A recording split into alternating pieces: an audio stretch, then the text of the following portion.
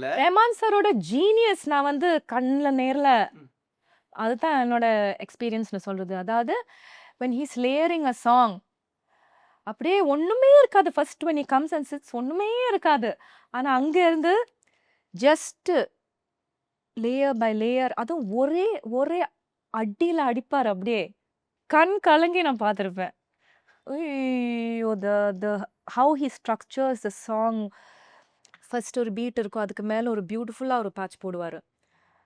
அதுக்கப்புறம் இந்த side okay. திரும்பி ஆமா. இந்த சைடுல ஸ்ட்ரிங்ஸ் பேட்ச் போடுவாரு. அதுக்கப்புறம் இந்த சைடு திரும்பி அ இன்னொரு சந்தூர் மாதிரி ஏதோ போடுவாரு.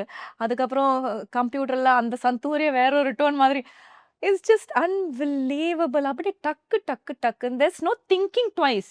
ஒரு ஒரு ஒரு லேயர் பண்ணாரு அவ்வளோதான். அது அது அதுதான் அது.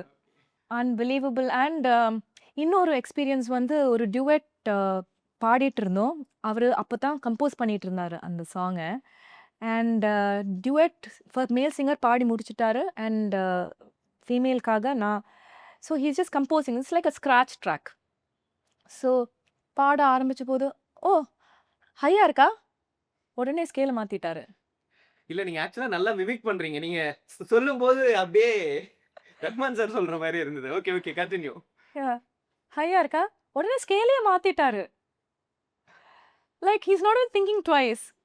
என் ஸ்கேலுக்கு சரணத்த பண்ணிட்டாரு. அதுக்கப்புறம் ஒரு கனெக்ஷன் போட்டாரு. அங்க இருந்து அந்த மேல் பல்லவியில இருந்து ஃபீமேல் சரணத்துக்கு ஒரு கனெக்ஷன் போட்டாரு பாத்து. ஜீனியஸ்.